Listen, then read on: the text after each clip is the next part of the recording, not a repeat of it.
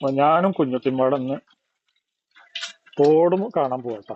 തോടും പാടൊക്കെ കാണാൻ പോകണം. പാടം നമ്മുടെ വീടിന്റെ തൊട്ട് തന്നെയാണ്. തോട് ഇവിടെ അടുത്താണ്. അപ്പൊ നമുക്കൊന്ന് പോയിട്ട് വരാം. പോവല്ലേ? അടക്കം. നമ്മളെ വീട്ടിലേക്ക് വരുന്ന വഴിയാണ് കേട്ടോ അത്. വഴിയിലൊക്കെ വെള്ളം കെട്ടി നിൽക്കുന്നുണ്ട്. അപ്പൊ നമ്മളവിടെ മഴ ഉള്ള സമയത്ത് മാത്രം വെള്ളം വരുന്ന ഒരു തോടാണ് കേട്ടോ, കൈത്തോട്. നല്ല ശക്തിയിൽ തന്നെ വെള്ളം വരുന്നുണ്ട്.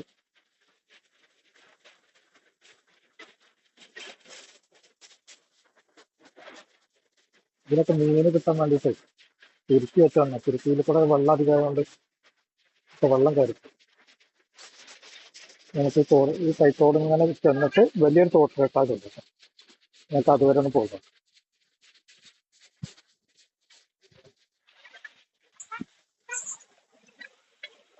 അതില് വാ.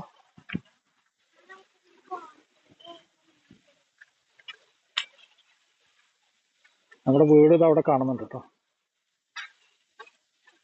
നടക്ക് നടക്ക്.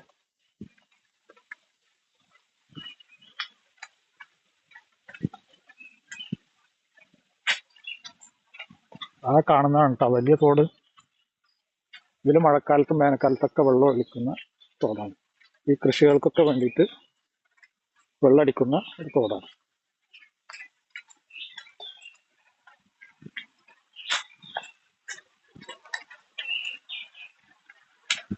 അവിടെ തോടൊക്കെ നല്ല നിറഞ്ഞു ഒഴുകാണ്. നമ്മൾ പാലത്തിന്റെ മുകളിലാണ് കേട്ടോ.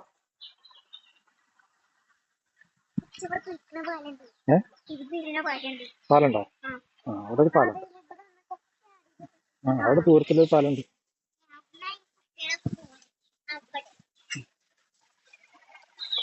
പാടത്തുനിന്ന് വെള്ളം വന്നിട്ട് ചാടുകയാണ് കേട്ടോ തോട്ടിലോട്ട്. നമ്മളെ വീട് ഇതാ കാണുന്നു കേട്ടോ.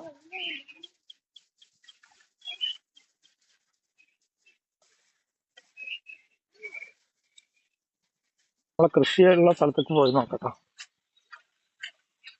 നമ്മളെ വീടിന്റെ അടുത്ത് തന്നെയാണ്.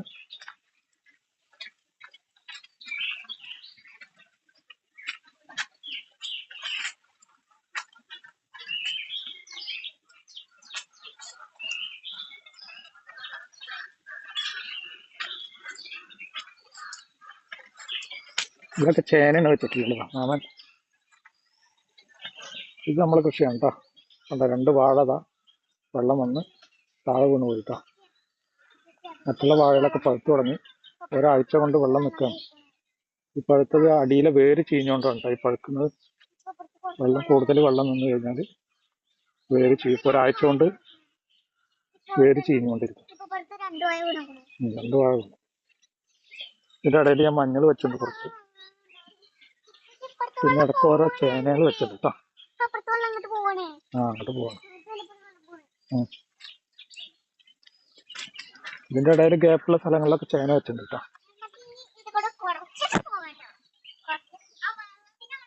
ഇതൊക്കെ നമ്മളെ വാഴയാണ്.